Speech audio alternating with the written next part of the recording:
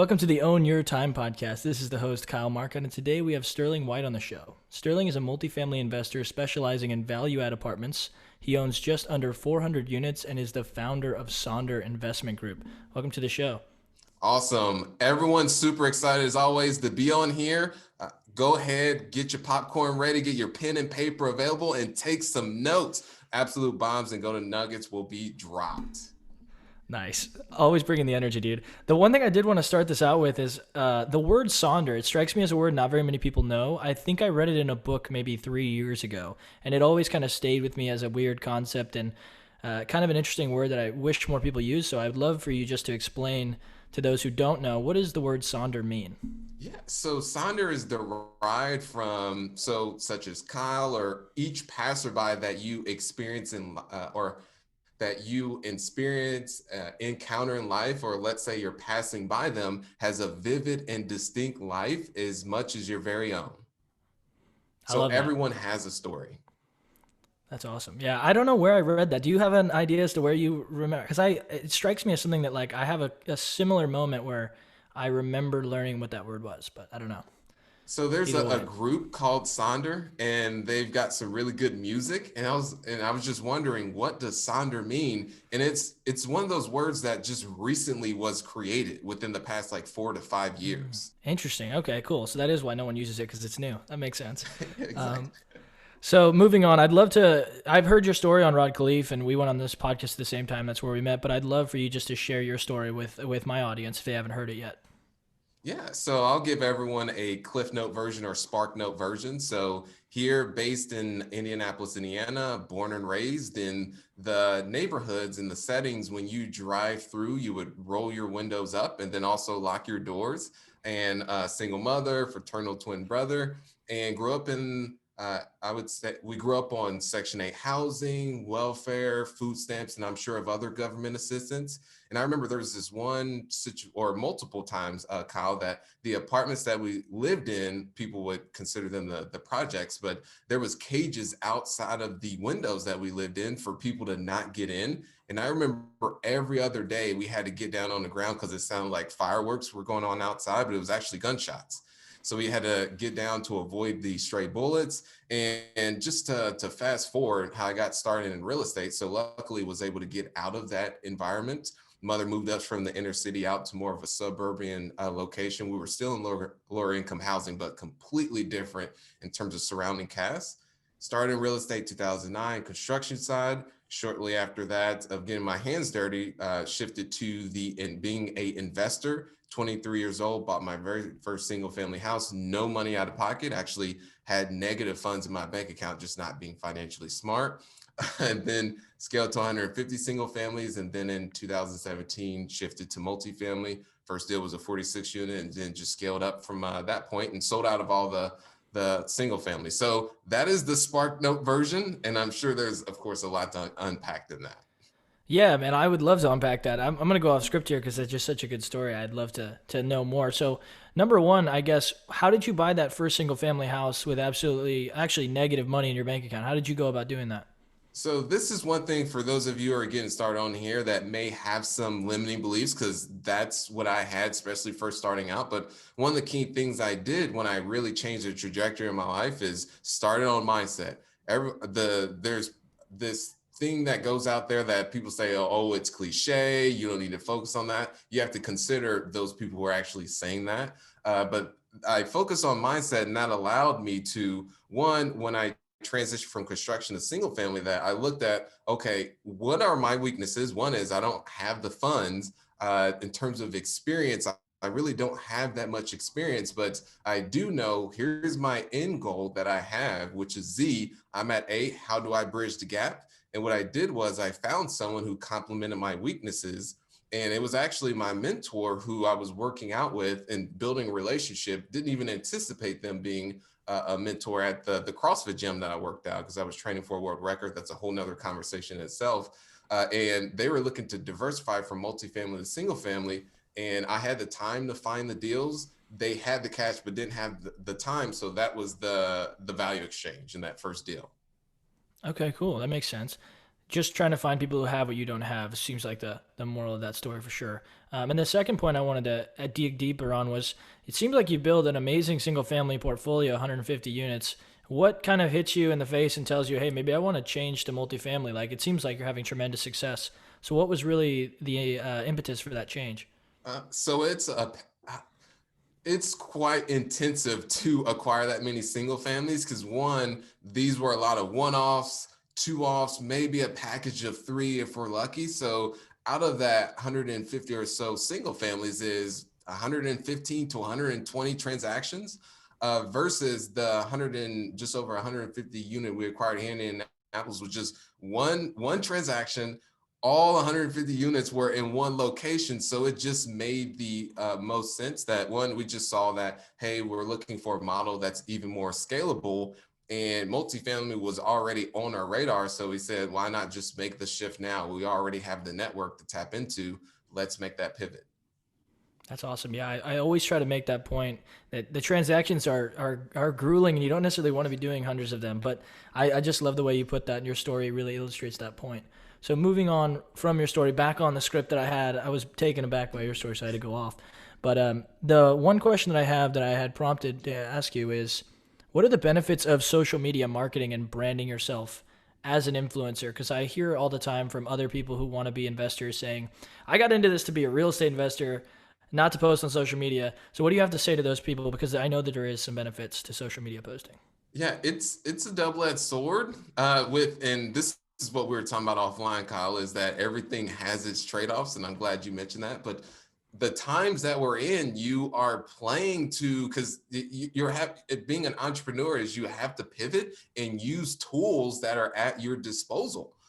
Meaning that instead of being used by Instagram, let's say looking at the models, whatever people do on there, and just go through all the memes and all that is, hey, go on there and actually post your story because through that whole entire process is one, people do business with who they know, like, and trust. And I'll give you a prime example for everyone on here from the branding aspect is this was just over 100 units in Kansas City, Missouri that we were looking at and was speaking with the owner because the approach we take is go direct. One of the first things they did was instead of Google searching my company, Signer Investment Group, they Google searched me.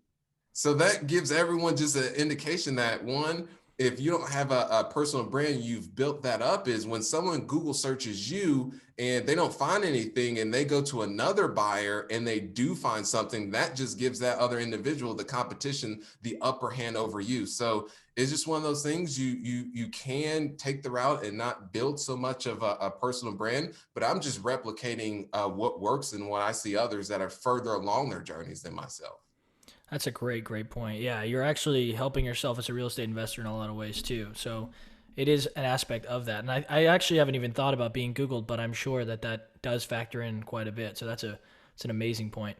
The other roadblock, other than the excuse of not wanting to move off the core competency of real estate, is also the mindset or the fear behind posting, because it is kind of difficult to put yourself out there. So, what are some of your tips for getting over that kind of initial fear of posting? What I see most people encounter is, and this is one thing I've learned, the Gary V model, you would say, is document versus create. So going on there and just telling your story versus right from the beginning, saying, okay, 5 tips to put together an apartment syndication. So this was the exact route that I took, and I just shared my story out there, and I just started little by little. And each person is different.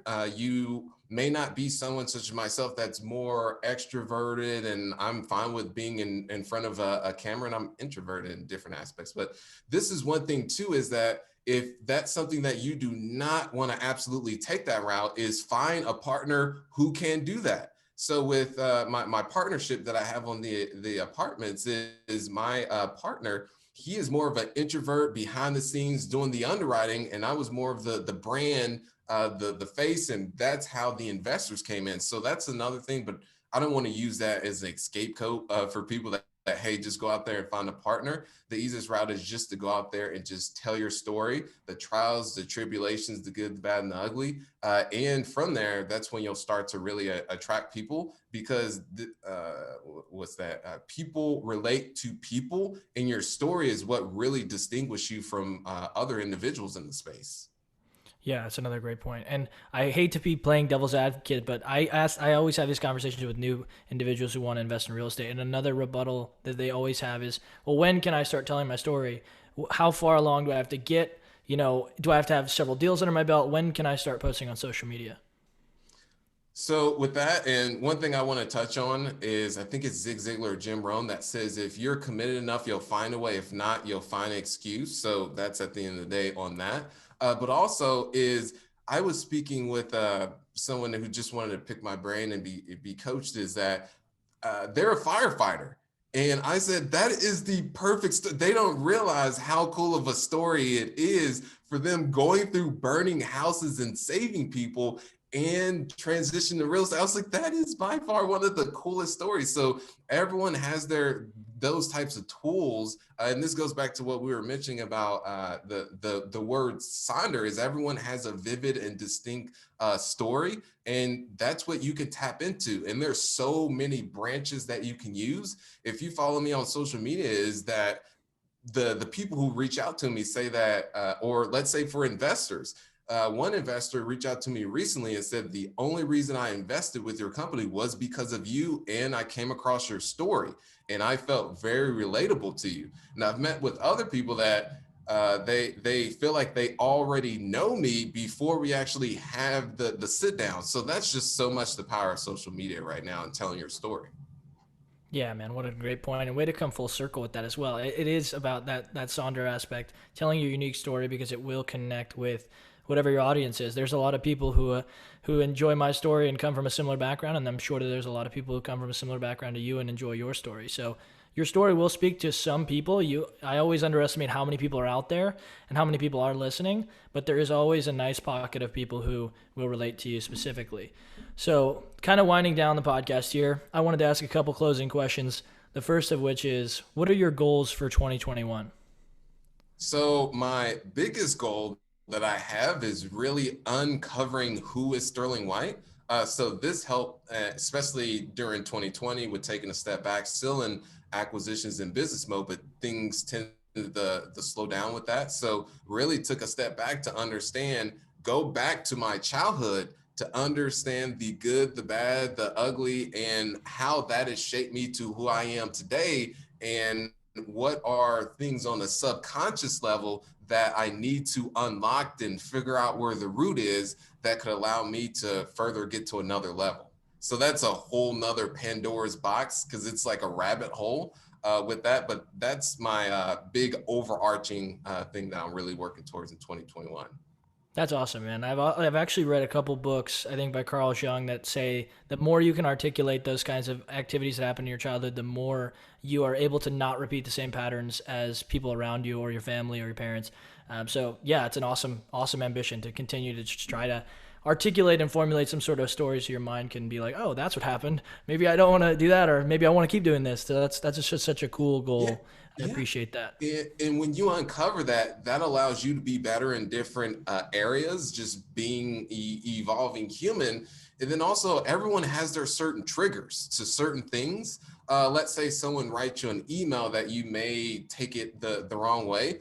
I remember years back when someone, let's say an employee or team member, for instance, would write an email down, and I would send not abrasive, but an aggressive email back, really bullet pointing, hitting each of those items. But now I've actually shifted, uncover where's the trigger, where's the root here. And now I've taken a step and say, hey, let's hop on the phone call. Let's further talk through this so nothing gets miscommunicated. So those are the types of things that uncovering it's a never ending rabbit hole, but it allows you to be even more better, just not as a human being, but that relates to other areas of life.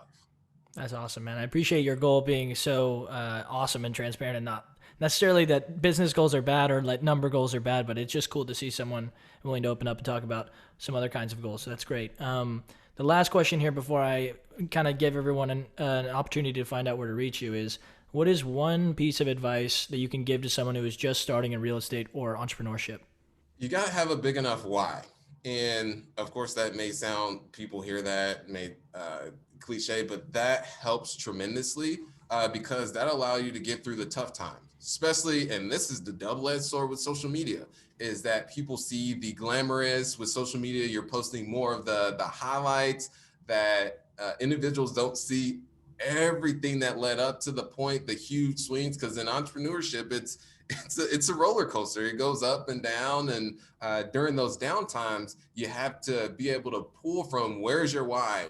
Why are you exactly doing this? Myself is the environment I grew up in wasn't the best. I don't want to go back to that. Another is that I remember being so broke, Kyle, that I remember going to the grocery stores, Kroger's here, and I know there's different ones in different grocery stores, but I remember I had to go and use my relative's food stamp card. And I felt so ashamed when I was going to pay for those groceries. And I remember looking around, I was like, I do not want to experience this ever.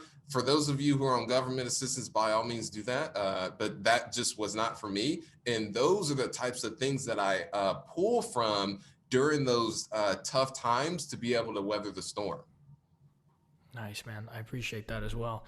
So, rounding it up, where can people find you if they really want to get in contact with you, if they resonate with your story? Yeah, I would say one way is on Instagram. You can, it's Sterling White Official. One more time, that's Sterling White Official. Any questions that you happen to have, you can slide into the DM, which is direct message. And then there's the company website that is Sonder Investment Group, and that is SONDER investmentgroup.com. Nice. And all of those will be linked in the description below. So if you really want to reach out to Sterling, feel free to go to those places. And thank you so much for coming on the show, man. It was great to have you. For sure. Thanks for thanks for having me on, Kyle. Yeah, of course.